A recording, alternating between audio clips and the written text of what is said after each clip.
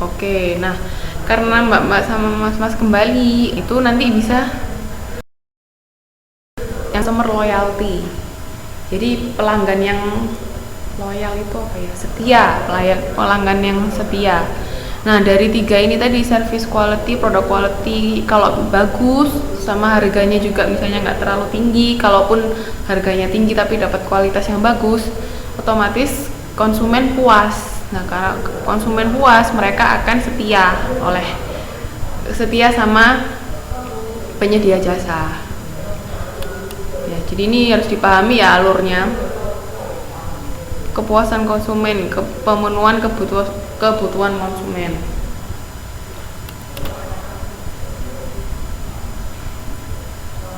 Nah, kesenjangan yang dapat menyebabkan penyampaian pelayanan tidak berhasil. Kesenjangan antara harapan konsumen dan pandangan manajemen. Nah, jadi kan kadang-kadang apa yang konsumen inginkan sama apa yang ada di pikiran pihak manajemen, pihak perusahaan itu kan nggak sama. Oleh karena itu dibutuhkan yang namanya marketing research.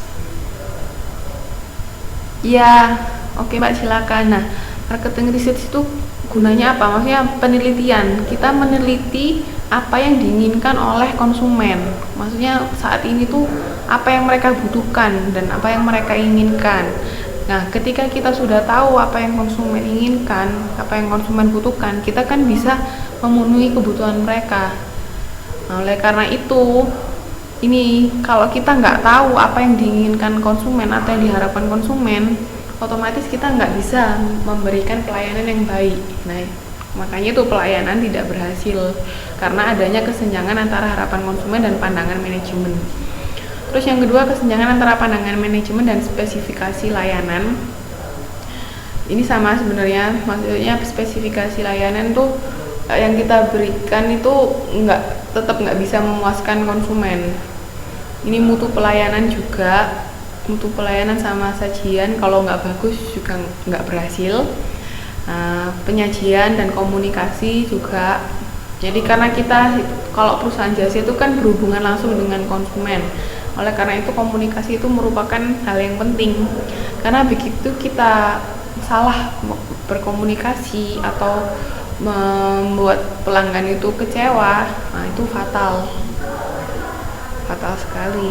Terus yang terakhir, kesenjangan antara jasa yang dialami dan yang diharapkan. Nah itu tadi juga yang kita berikan itu nggak sesuai sama apa yang diharapkan pelanggan. Jadi intinya adalah kalau pelayanan kita tidak berhasil itu berarti kita tidak bisa memenuhi kebutuhan dan keinginan konsumen. Jadi oleh karena itu nanti mbak-mbak sama mas-mas kalau jadi manajer harus secara berkala mengadakan penelitian. Karena apa? Karena keinginan konsumen itu dinamis, selalu berubah-ubah. Karena itu kita juga harus sering-sering mengadakan penelitian. Dimensi kualitas jasa. Nah, kualitas jasa ini bisa dibilang baik atau bagus itu kalau bisa memenuhi ini. Pertama, keandalan atau reliability, kemampuan untuk memberikan jasa yang dijanjikan secara akurat dan terpercaya. Amin. Bisa jadi bos. Semua bisa jadi bos pasti. Nah, jadi misalnya gini, kita perusahaan pengiriman jasa, pengiriman barang misalnya. Kita janji, barang yang akan kita kirimkan akan sampai maksimal 24 jam. Jadi kan sebelum 24 jam harus sudah sampai kemanapun tujuannya itu janji dari perusahaan. Nah, andai kata janji kita meleset, misalnya ngirim nyampainya seminggu kemudian, nah itu kan nggak andal. Jadi kita nggak bisa dipercaya nanti sama pelanggan. Oleh karena itu, apa yang kita janjikan harus bisa kita realisasikan. Itu baru kita bisa disebut handal. Terus yang kedua itu ketanggapan atau responsiveness. Jadi keinginan untuk membantu pelanggan dan memberikan kecepatan dalam pelayanan. Nah, misalnya pelanggan butuh apa? Ini biasanya customer service ya. Kalau customer service kan pelanggan misalnya komplain kayak gini. Nah, gimana caranya kita secepat mungkin bisa melayani pelanggan dan memberikan bantuan atau solusi. Misalnya kalau ada masalah itu tanggap. Jadi semakin cepat itu semakin baik. Kalau kita semakin cepat tanggap, itu jasa yang kita berikan semakin baik. Terus yang ketiga, jaminan atau assurance, pengetahuan dan keramaan karyawan serta kemampuan melaksanakan tugas secara spontan yang dapat menjamin kinerja yang baik. Nah, maksudnya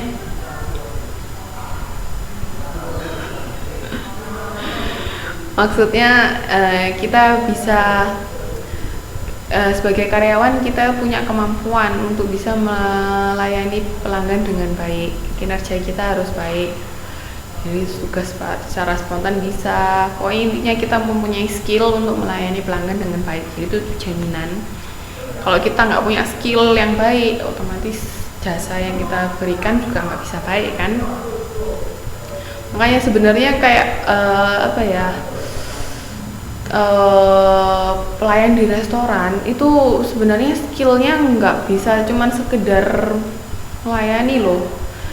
Ada kan, kalau Mbak tahu ada sekolah khusus perhotelan atau sekolah khusus gimana cara table manner, gimana caranya menyajikan misalnya sendok. Kalau di restoran-restoran yang western gitu ya kan, sendok tuh macam-macam, ada yang buat sendok sup, ada sendok makanan, sendok apa. Nah, itu cara menyajikannya juga beda-beda, urutannya tuh ada. Nanti misalnya yang keluar dulu tuh makanan pembuka, setelah itu makanan intinya, habis makanan penutup, itu ada caranya masing-masing. Nah, itu harus punya skill sendiri, nggak bisa semua orang bisa melakukan, enggak, saya pun nggak bisa.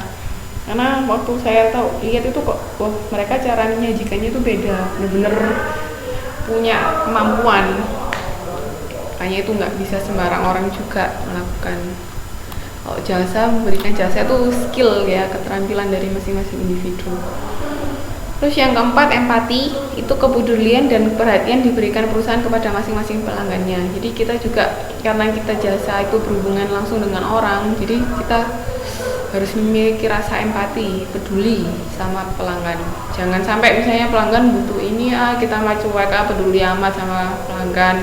Yang penting dia bayar, kita sudah kasih, tapi nggak mau denger pelanggan maunya apa, juga nggak bisa kayak gitu. Oke. Terus yang kelima itu berwujud atau tangible, maksudnya penampakan fasilitas fisik, peralatan dan personel lah. Ini maksudnya jasa yang kita berikan itu kan emang intangible, nggak bisa terlihat, tapi di sekeliling kita, di lingkungan kita kan bisa dilihat. Misalnya kayak restoran itu kan pelayanannya yang dilihat kan pelayanan dari pelayannya ya, baik atau enggak. Tapi selain itu juga ada kayak suasana di restoran itu, misalnya fisiknya, tatanan mejanya itu bagus atau enggak, rapi atau enggak, bersih atau enggak, itu juga mempengaruhi. Jadi ada yang berwujud. Jasa itu selain kan intangible, ada faktor-faktor pendukung yang berwujud, itu biasanya suasana di tempat jasa itu tadi. Amin, semua bisa jadi orang sukses. Jadi dimensi kualitas jasa tadi ada berapa? Ingat nggak? Ayo. Kalau misalnya salah satu dari 5 itu nggak kok saya sebutkan sendiri. Jadi salah satu dari dimensi tadi nggak terpenuhi, kualitas yang kita berikan ke pelanggan nggak bisa maksimal. Ayo sebutkan tadi 5 dimensi kualitas jasa. Sudah saya sebutkan 5. Apa aja? 5 dimensi kualitas jasa apa saja?